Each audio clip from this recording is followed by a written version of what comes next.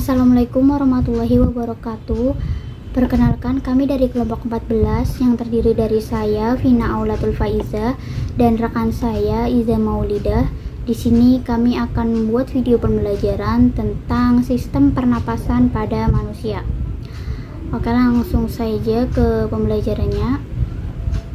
Jadi, sistem pernapasan manusia ini pembelajaran dimana kita mengetahui gimana sih proses pernapasan pada manusia, karena kan kita kan makhluk hidup, kita makhluk yang bernafas.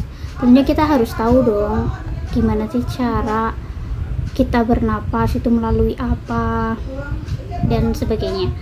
Oke, langsung saja. Jadi alat-alat pernapasan pada manusia itu terdiri dari rongga hidung, pangkal tenggorok atau trakea, dan paru-paru.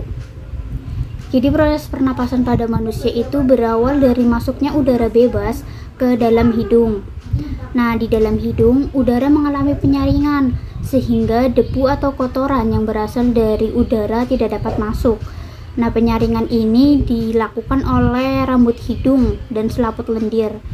Selain mengalami proses penyaringan, udara yang masuk ke dalam hidung juga mengalami penyesuaian suhu dan kelembaban. Oke, jadi kita bahas lebih jelas lagi.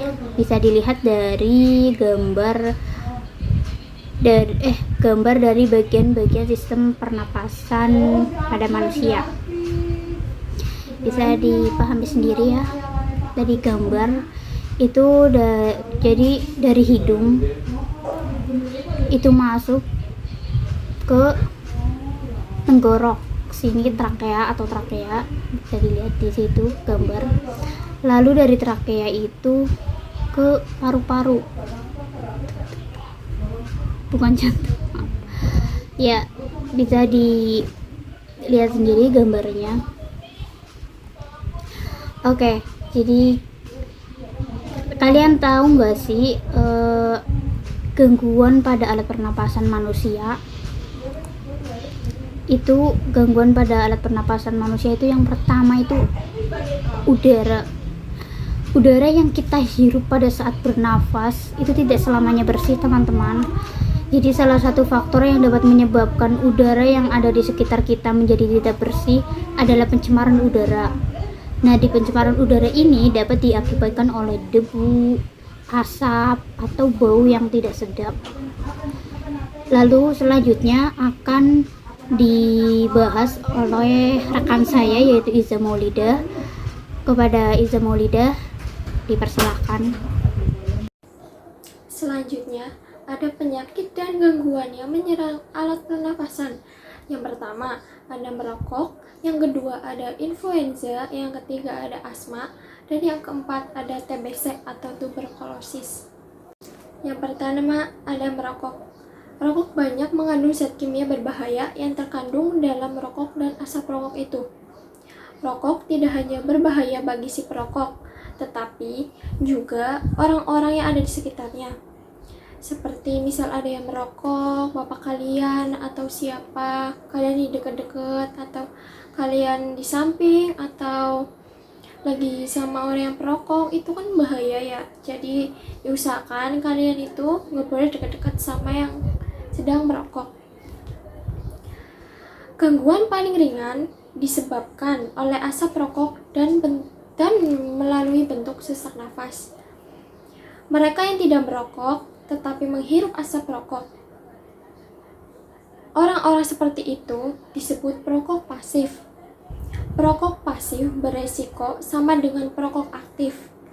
Misalnya sakit mata, sakit kepala, dan yang paling parah adalah kanker paru-paru.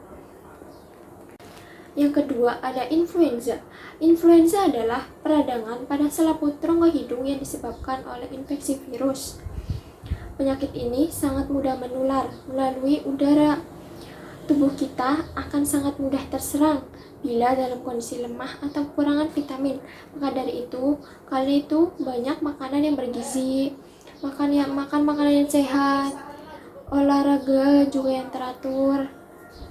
Dan untuk menjaga penyakit ini, kalian harus tetap menjaga kondisi tubuh kalian supaya sehat agar terhindar dari semua penyakit.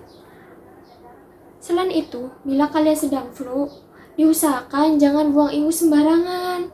Nanti, kalau buang ingus sembarangan, itu akan cepat menular penyakit yang bernama influenza ini.